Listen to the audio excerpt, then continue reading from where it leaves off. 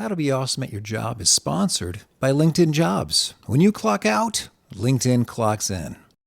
Post your job for free at linkedin.com/beawesome. That's linkedin.com/BEAWESOME.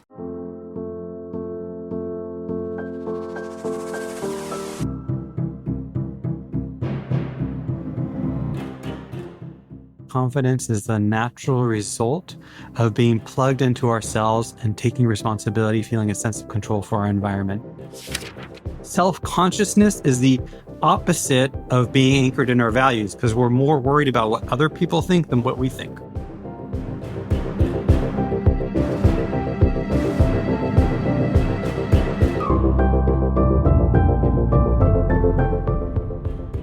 That's Chris Lipp.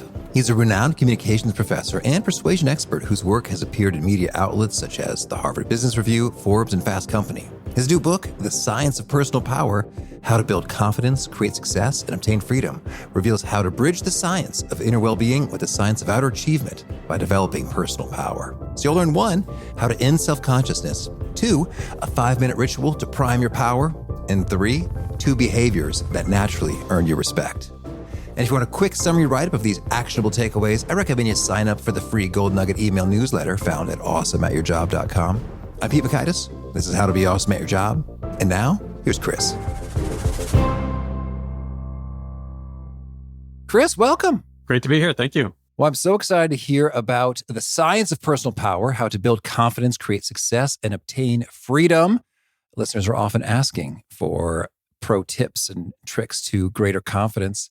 Could you share with us any particularly surprising and fascinating discoveries you've made as you study this stuff over the years? Well, without even talking about personal power, if you have a higher personal power, you prime yourself, for example, to go into an interview with higher personal power versus lower, you're 81% more likely to get the job, doing nothing else.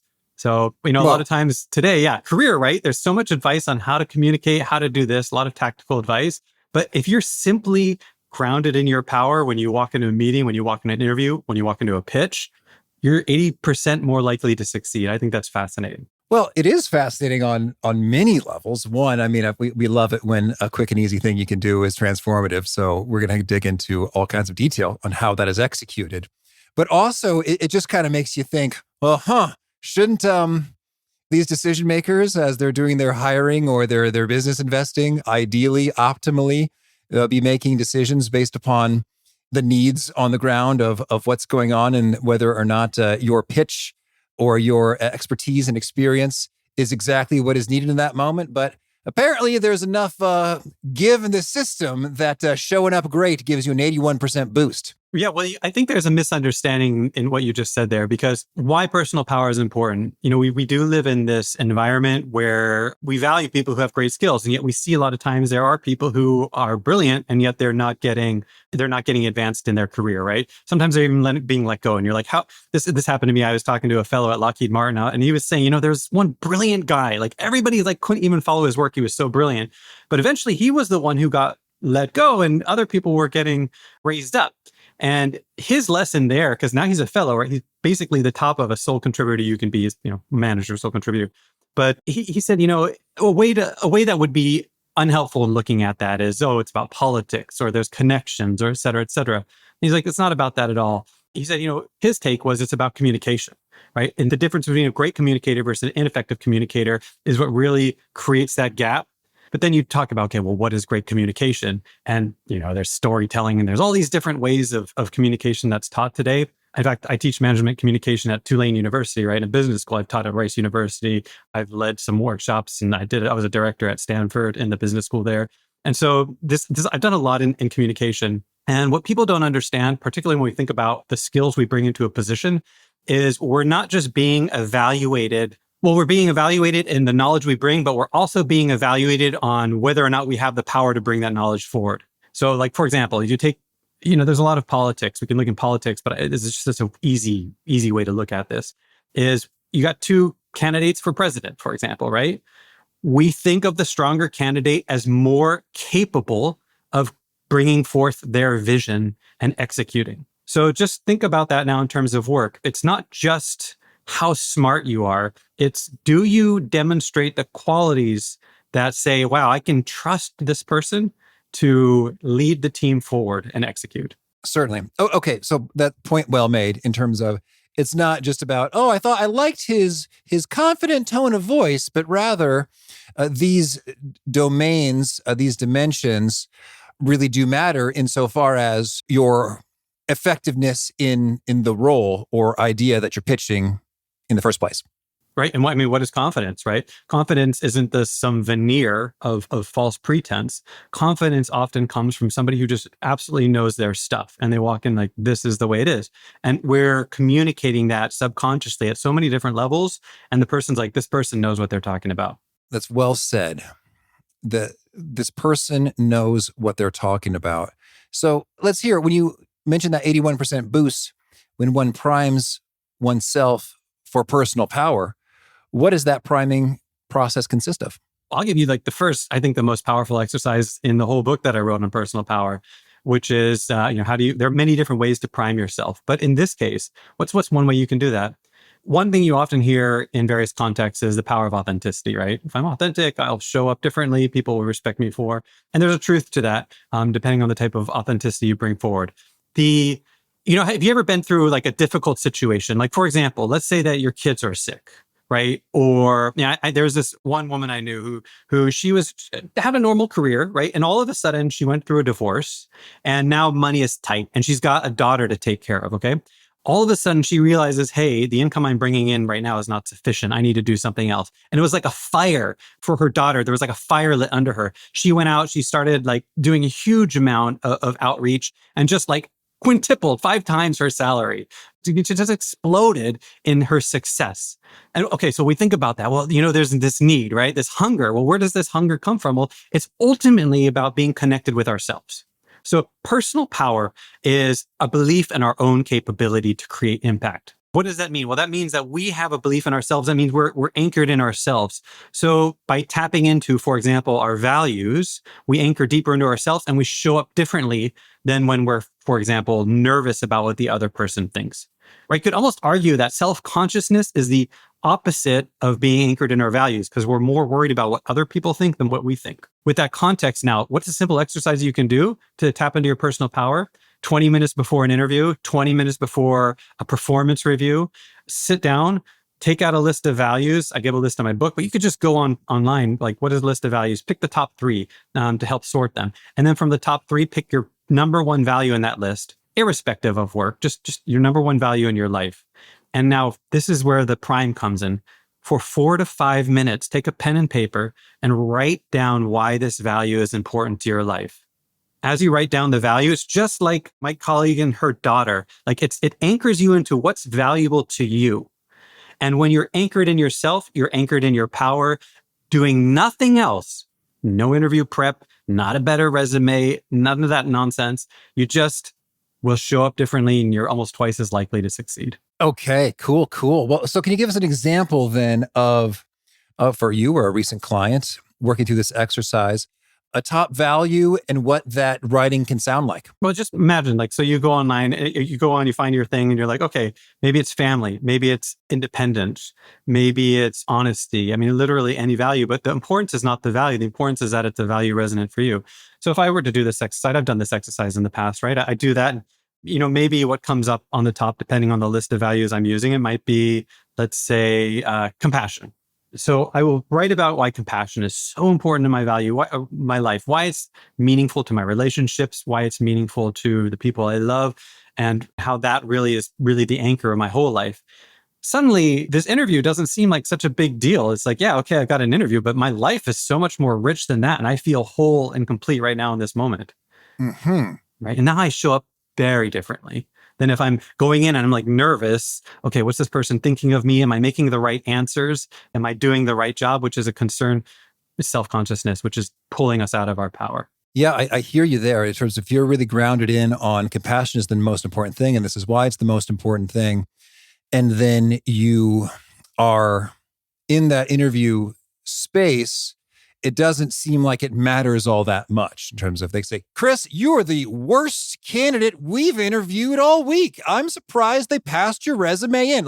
Just like the ultimate disaster that could unfold in interviews. Like, you could just shrug your shoulders like, oh, that's kind of disappointing, but all right, well, that's really not shaking the core of who I am and what I'm about in any way, shape, or form. And it's fascinating too. Like when people who are in their personal power, they negotiate significantly better too, just for that reason. Like they're not worried about the other person's negative reaction because it just flows over them. But now I'm not saying that the whole reason you succeed is because you suddenly don't care. I coach a lot of founders who are raising money, Series A, Series B, all these things. And, sometimes founders will come to me and they'll be like, okay, I'm going to do this. I'm going to go into the investor, very high stakes, right? Because they're asking for like $5-10 million. And I'm just going to act like I don't care. I'm like, hold on. You do legitimately care, right? So you pretending is actually going to come off as like boisterous or fake or arrogant. I mean, there's a lot of negative ways that faking it comes off, and it can actually diminish your chances. So what happens is when you're in your power, it's not that you don't, it's not as pressuring on you, that's for sure. But also you're just more goal focused, more naturally goal focused. So when you get into an interview, for example, or you get into a pitch, you're focused on achieving the goal. And in the case of an interview, you're focused on the goal of determining whether you're a good fit for them and they're a good fit for you. So your natural goal focus makes you more powerful. There's this one story. So Steve Jobs was talking with a guy from Shark Tank. Who's the guy who called Mr. Wonderful? Do you know who I'm talking about? Oh, Kevin O'Leary. Kevin O'Leary. So Kevin O'Leary is sharing the story about time he had to negotiate with Steve Jobs for his software for the Mac. He has like, look, this is what we need from Apple in order to move forward the next year because of, our company expenses and stuff. And Steve got really pissed and started shouting at him and casting aspersions, yelling at him. He's like, okay, I guess the meeting is done. He said, so he packed up and walked out. And then as he's walking to his car in the parking lot, he said, Steve opened the window from the meeting room and still yelling at him and cursing at him. And he just looks up. He's like, well, do we have a deal or not? And Steve's like, I don't know. Call me on Monday, Just let it roll over you because you're focused. It's not that you don't care, but you're just focused on the goal.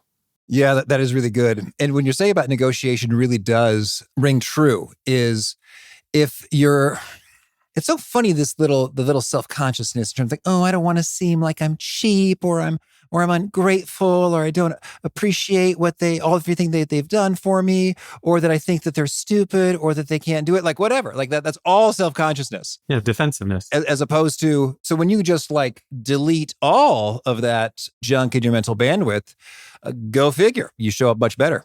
That's exactly right. I mean, some people, when they're self-conscious, they get nervous. Other people get aggressive. Other people get defensive. But you're right. It's just expressions of the same thing. Okay. Well, so now talking about these values, this has come up several times. And I think some people have a really great sense of their values. Like, yeah, this is what it's about. I can rattle them off. Boom, boom, boom, boom. And others are like, yeah, I've heard that's a thing that I should do. And I guess, things like family and faith and fitness and friendship and adventure are important to me.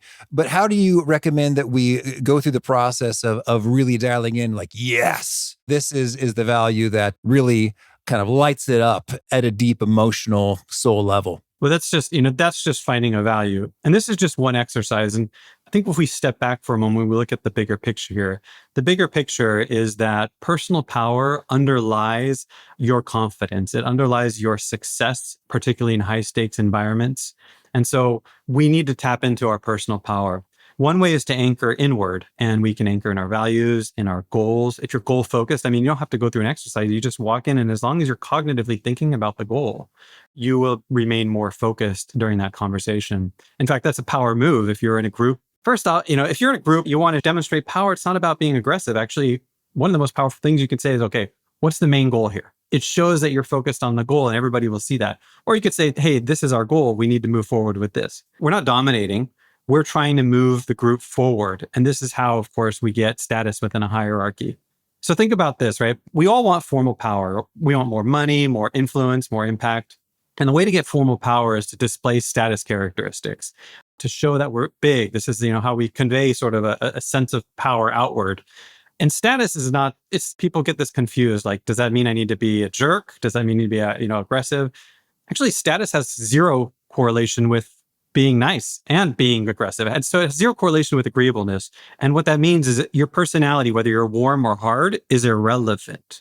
It's not about that. It's about how much do you, for example, serve the group, right? I don't need my leader to be warm and snuggly with me. In fact, that might actually backfire in my respect for them. I need to know this person's going to make the thing that our team is working towards a reality. They're going to launch us to the moon. They're going to make the product forward because we're all putting our blood, sweat, and tears. We don't want a leader who's warm. We want a leader who's successful. Now, they can be hard. They can be warm. It's nice to be warm. I have nothing wrong with that. But there's a mistake between understanding what it means to value people versus being nice. You get the difference? Understood. Right? You're not nice to a child who you're trying to teach proper discipline to. Right? You're caring, but you're caring in a strong way. Yes. So tell us more. So the status behaviors are indicating that you're going to get the job done.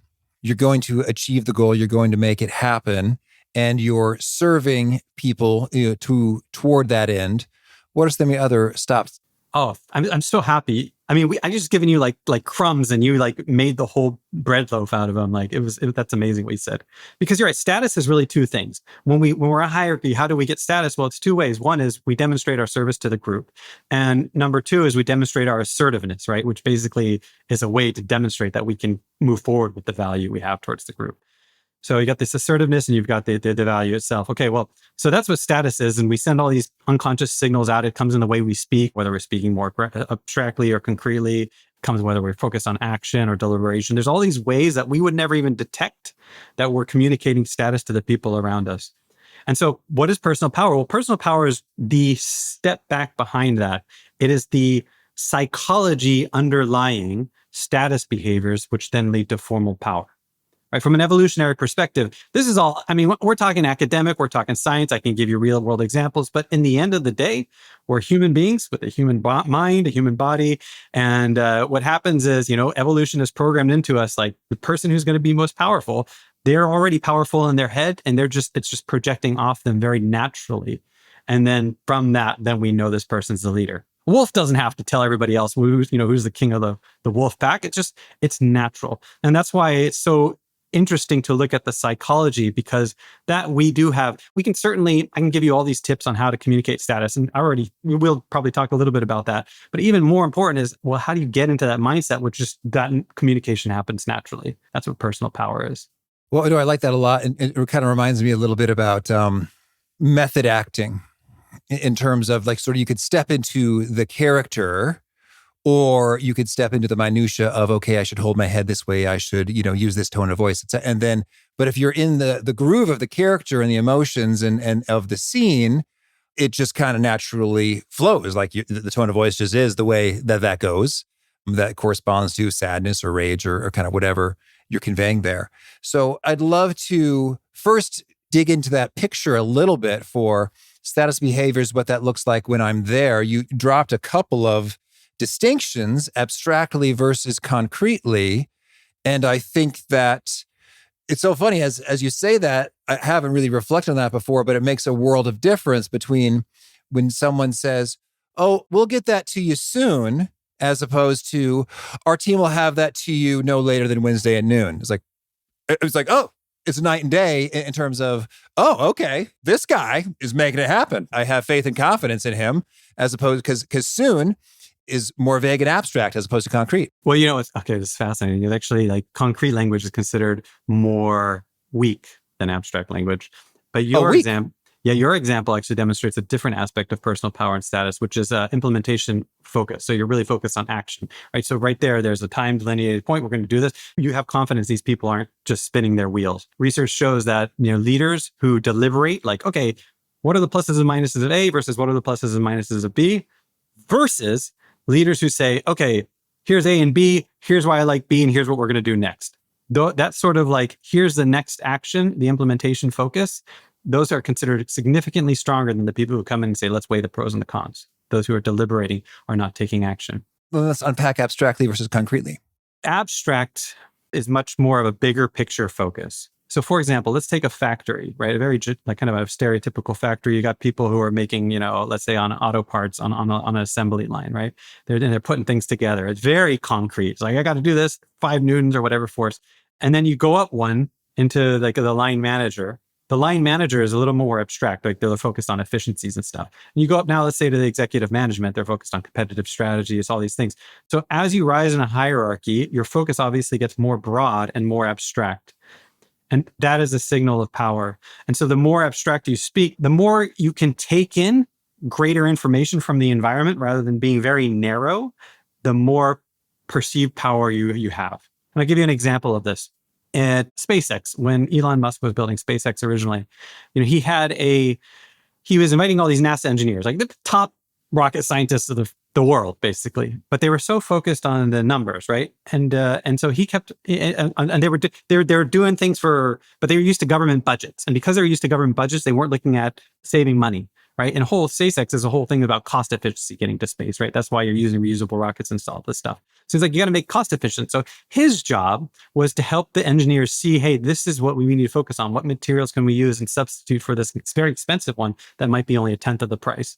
And so what I'm saying here, and again, power is your ability to create impact. But when we look at it, like sometimes engineers, and I studied engineering myself as an engineer at the beginning of my career, you focus so much on the numbers, right? And you're really brilliant at that, but the leader can help you give context to what makes those numbers important. Where do you want to fit it in, right? What are the main priorities with all of that calculation you're able to do? And I think that's what great engineering directors are able to do, for example, is they're able to step out of the weeds and really understand the bigger picture so that when they dive back into the weeds, they really know their priorities and what they're working towards. That's the leader's role. But it also conveys personal power. It just, people who talk more abstractly convey more personal power. Yeah, understood there in terms of, so abstractly in terms of the big picture, as opposed to, well, it's funny. Well, you tell me. It's like sometimes when people use a lot of jargon, like we're going to enable omni-channel, optimized. Yeah, don't confuse abstract with vagueness, right? I think that's a good lesson. Abstract, you really want to think about it more as in big picture. In fact, we're talking about like psychology too, right? And here's something so crazy and fascinating that I think you'll just enjoy it. And it's ridiculous. And I'm a business professor and this kind of stuff shouldn't be interesting, but it is interesting. When you're really focused at something really close to you like this, your eyes, you actually think more concretely when something's close to you. When you look, for example, out into the distance, like you look at the hills or the ocean, the sunset, you will think in bigger picture, abstract terms. Those circuits are connected. So you wonder why people feel calm when they look at broad canopies, broad landscapes. I think part of the reason they feel calm is it's just connecting us back into our personal power versus when we're always here with all the numbers, right? Trying to like deal with our finances and stuff. It's all stressful and stuff. We're out of our power. Yeah, I hear you. That makes sense. Oh, well, so can we hear maybe just a couple more? So the abstractly or big picture, the implementation focus, what are some other subtle things that sort of send out the vibe and we get the memo on subconsciously, like, ooh, this guy knows what he is or she is talking about. This person has power, status. That's right. And I think it's important to go to the psychology now and then so you really understand why status signals work, right? Why they're not just these arbitrary things. Like I think status has been reduced in the last decade to body language, like, just puff out my chest, big arms, all this stuff, stand up. And that is like the superficial level of status. Like that's that works right up until you open your mouth and then people judging your words. So if you want to get to the core of personal power, you have to get below that veneer. You have to get into the deepness. And that's the mindset that would naturally make people expand their bodies anyway, but it's much more than just doing that. So I'll give you an example. Personal powers are our belief in our own capability to create impact. By the way, that's why personal power is so beautiful. It's not something somebody gives you, it's something you give yourself. It's your own belief in your own capability to create impact. Well, what creates that belief? And it's like self-esteem. It's something you can develop in yourself. And so how do we get this belief in personal power that really communicates status? And I'm explaining this so we understand why status behaviors are powerful, right? Why to dig deeper than just sort of like pretending to have, for example, powerful body language. One of the biggest ways we communicate our power is through taking responsibility. In fact, they did this big study and they looked at managers and then they said, okay, I want you group of managers, explain to us, if you had to freeze the salary of your team, how would you explain it to your team? It's just a hypothetical situation. You can make up whatever you want. And roughly half the managers kind of talked about, this is, the market conditions aren't great, or, I don't have the influence, whatever higher ups. And the other half of the managers, they said, well, I did not promote your achievements as a team well enough to upper management. They basically took the hit. So the first group blamed it on external circumstances. The second group took the hit and said, hey, this is my fault. I'm sorry. And then they had a second group of, these are all real managers. They had a second group of managers come in and evaluate the answers from the first group of managers. And far and away, the managers who took the hit were seen as more leaderly, more responsible, more trustworthy, and more likable than the managers who blamed others. This tells us not something just about status and the way that people observe each other in the hierarchy of business. It shows us that people who believe they have impact in the world tend to see that they have a sense of control over things, right? They believe they have impact. And so because they have this sense of control that they can influence things outside of them, they tend to take responsibility for what happens. They say, oh, that happened. I realized I could have done something to change the outcome. And because I didn't, it's my failure. So taking responsibility is an act of power, whereas blame shows a lack of power. So important, right? Because how many times, and if you look at AI, like actually AI has mixed results on whether it makes you appear stronger or weaker in business. But if you look at when it makes you appear weaker using AI, people who blame their bad results on using AI are the ones who are the most diminished. Oh, yeah. Right? Because you see, it's blame. It's saying, oh, this is not my fault. This is AI. But a personal power person would never say that. They say, you know what? I should not have put all my energy into AI. I should have looked at this myself. This is totally my fault. That's how you'll see a lot of great CEOs talk to. They'll be like, this is my fault. I take responsibility for this. Blame is a lack of power.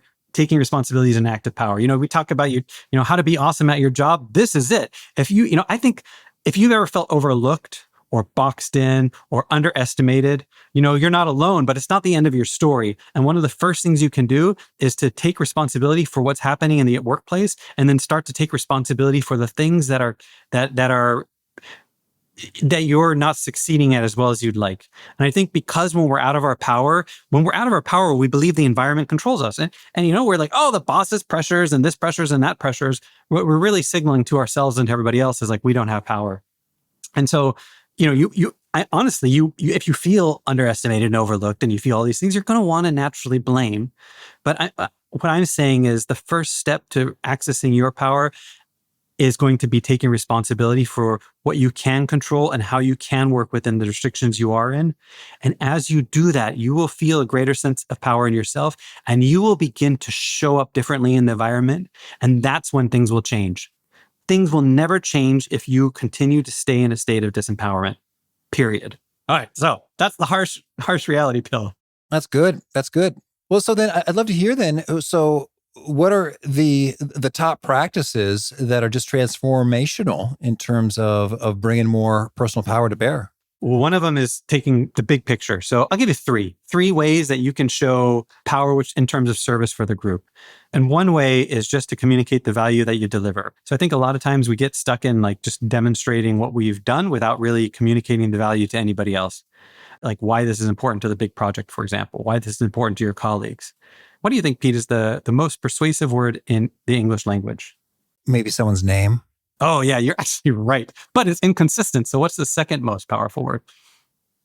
Immediately. No, it's not. You were dead on with the name. The most persuasive word in the English language is the word you, just a pronoun. All right. The most liked TED Talks correlate with the most use of the word you in them. Leaders at the top and the middle of the hierarchy use the words you and we significantly more than people at the bottom that use the word I. What does this show us? Well, this tells us that when you're using the word you're often focused on what you're delivering to other people. Here's what you'll get. Here are some of the challenges you're facing. Here's how I'll help you overcome those challenges.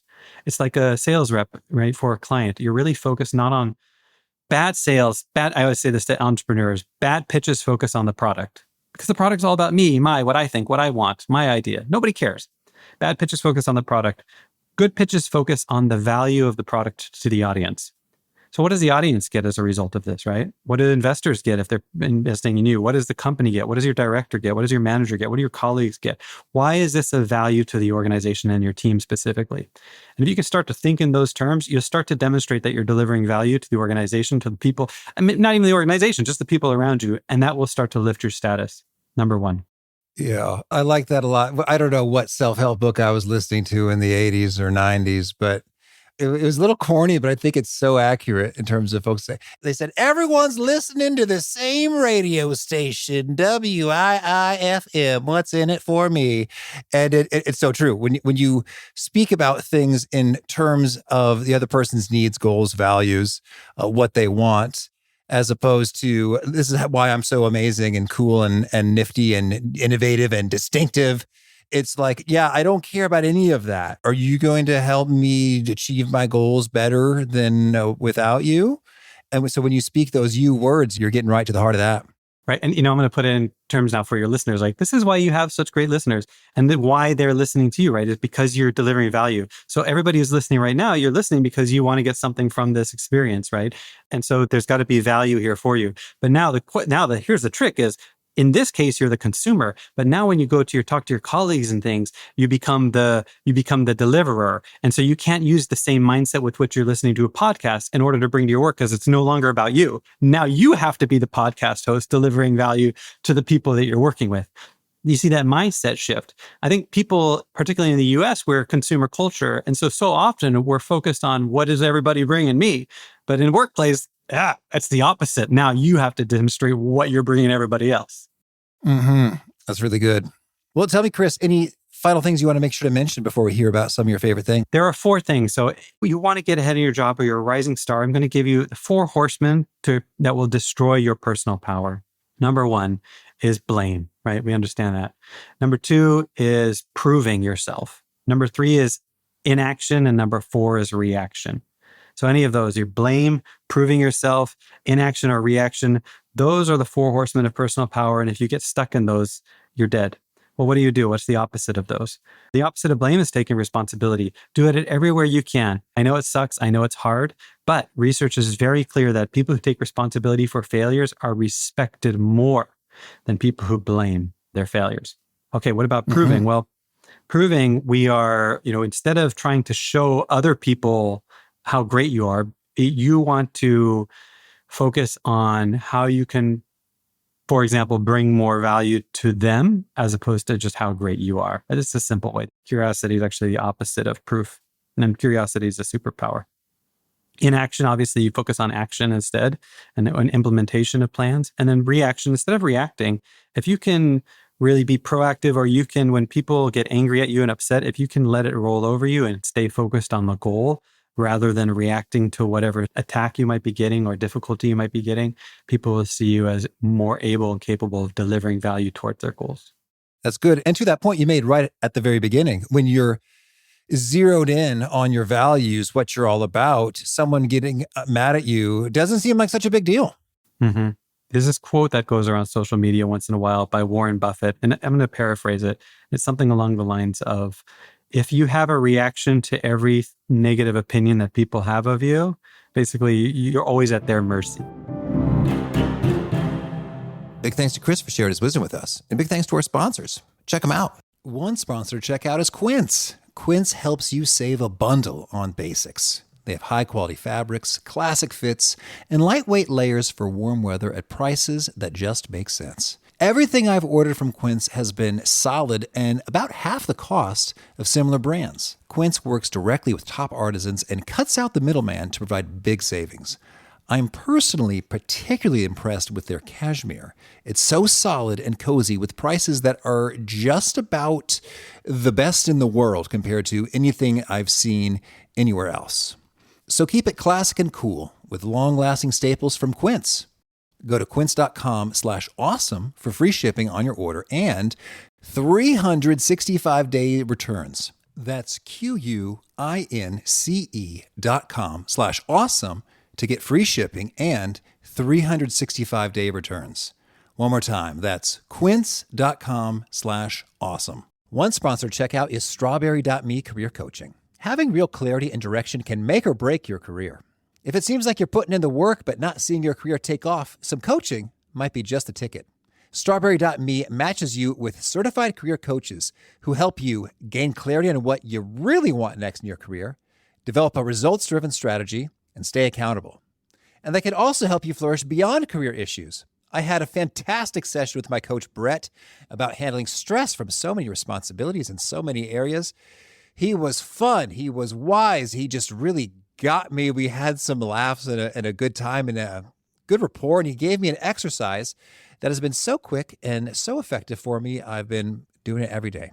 So if you're ready to take control and build momentum in your career, go to strawberry.me/awesome to claim your $50 credit. That's strawberry.me/awesome. Because awesome careers don't just happen, you make them happen. One sponsored checkout is LinkedIn Jobs. LinkedIn Jobs is your 24/7 hiring partner. LinkedIn makes it easy to post your job for free, share it with your network, and get qualified candidates that you can manage all in one place. Here's how it works. You post your job and quickly get in front of the right people with deep candidate insights. You can post for free or pay to promote to reach 3 times as many qualified applicants. And you can feel confident that you're reaching the best, as 72% of small and medium businesses using LinkedIn say that LinkedIn helps them find high-quality candidates. From there, share it with your network to let them know you're hiring. And here's a fun fact. If you add the hashtag hiring frame to your profile picture, you get twice as many qualified candidates. So find out why more than 2.5 million small businesses use LinkedIn for hiring today. Post your job for free at linkedin.com/beawesome. That's linkedin.com/BEAWESOME to post your job for free. Terms and conditions do apply. Yeah, that's powerful. Could you share a favorite study or experiment or piece of research? One of my favorite pieces of research, actually, there's a lot of talk today about manifestation, and I know it may not be completely aligned with everybody's business world. But, there's a book actually on manifestation just written recently by a Stanford professor who works very closely with the Dalai Lama. So there's something to be said about priming your mind to seek certain opportunities and ways of achieving things. All right. And a favorite book? I love The 6 Pillars of Self-Esteem by Nathaniel Branden. Probably one of the first books I ever read that just changed my life. Okay. And a favorite tool? Something you use to be awesome at your job? One of my favorite tools to be awesome at my job is taking the time to step back from the environment and really decide what's the bigger goal here. And I mentioned a lot, these various different details. I want to give one more story. I could give research, but I think stories are so much more interesting. I was asking this top, basically executive at a major defense company. I was asking him, who do you promote when you see, junior engineers come up, in your division? Who do you promote? And he said, it's pretty simple, actually. He's like, it's funny too. I basically bat 1,000 knowing who's going to get promoted and who's not, even when I'm not their manager. So he's like, let's take an example. Let's say that we're creating a missile for the US Navy, because of defense company. And he's like, let's say we got to figure out now what is the best epoxy, the best glue to hold the components together. And he's like, well, so what's going to happen is I'm going to, task a senior engineer manager to do this. And they're going to task a junior level manager to, get it done. And then we'll have our meeting, we'll all come together. And now here's kind of what'll normally happen. He's like, the worst thing the junior engineer can say is just kind of give their opinion. Like nobody, I think this is the best thing. And without really any data. He said, of course, that's nobody cares about a junior engineer's opinion. But he said, so then, of course, the base answer, and he's like, this is the minimal level, is somebody will just give the data and say, this is the best answer. And then he's like, that's not going to get you promoted. He's like, well, if you give a level up, then you give the data and you give some value as to why these numbers actually make sense in terms of the goal. He said, so that's pretty good now. He's like, but that's not the person who's going to get promoted. He's like, now he's like, in fact, here's how you judge whether somebody gets promoted or not. It's like somebody will come to me, they'll throw the spreadsheet up, they'll give me the data, they'll say, this is the epoxy, I think, here's the reasons why, the data. And then I will ask him a question. And he's like, this is the question that will determine whether they get promoted or not. The way they answer this question, I'll ask them, what is the cost of this epoxy? And I remember we talked about maybe NASA and engineers coming to SpaceX, got to focus on costs. Right. And that was really Elon Musk's drive to get them to think bigger picture. He said, if the junior engineer doesn't know the cost of the epoxy, it tells me they don't have a big enough understanding of the problem we're trying to solve. Right. This is this is a product for a customer. And because they don't have that big understanding, they're not ready for management. If they know the cost of the epoxy, then they're thinking on a bigger scale than just their one task. And he's like, that's management material. That's the person who'll be promoted. Oh, there's a lot of goodness in there in terms of, being proactive, taking a bigger perspective. And answering not just the question being put in front of you, but advancing the goal associated with the question as much as you can. Yes. So if you're in a junior position, always try to understand the goal that's framing why your task is important. And if you're in a management position, always communicate the goal behind the reason you're assigning these tasks to your subordinates. All right. Thank you. And a favorite habit? One of my favorite habits is being present to the people I'm speaking with. I think it's so easy for us to see people as identities like, oh, this is a waiter. This is the telephone representative for my credit card company, right? Whomever it is. We don't see the human behind it. So I really make it a habit, a practice to try to connect with the human on the other side. Super. And can you share a favorite nugget, a Chris original quote that really seems to resonate with folks? They quote back to you often. Blame shows a lack of power. Responsibility is an act of power. Bad pitches focus on the product. Good pitches focus on the value of the product for the audience. All right. And if folks want to learn more, get in touch, where would you point them? Pick up my book, The Science of Personal Power. It's just full of research. So it really, just like self-esteem, it explains what personal power is, how you can tap into it, and then how you can display it outward in order to get promoted into leadership positions. All right. And do you have a final challenge or call to action for folks looking to be awesome at their jobs? Your power is always with you. Confidence is not something we create for other people. Confidence is the natural result of being plugged into ourselves and taking responsibility, feeling a sense of control for our environment. And with those two things and a focus on action, you will find yourself acting with much more courage at work. All right. Chris, thank you. Pete, my pleasure.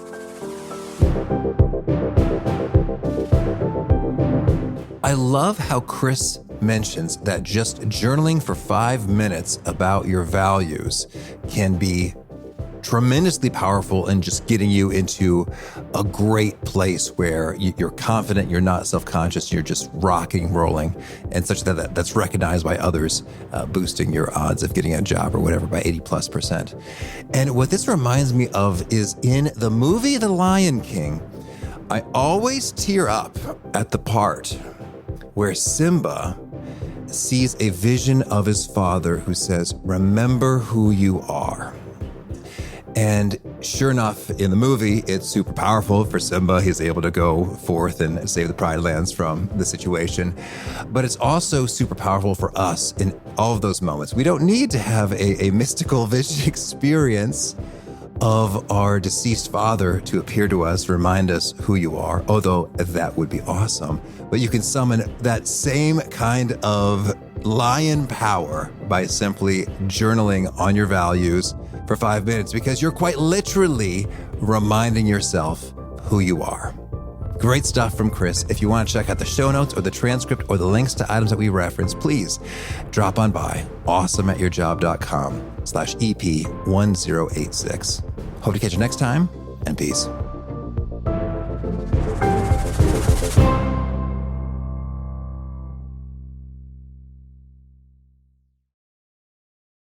This is your before and after story.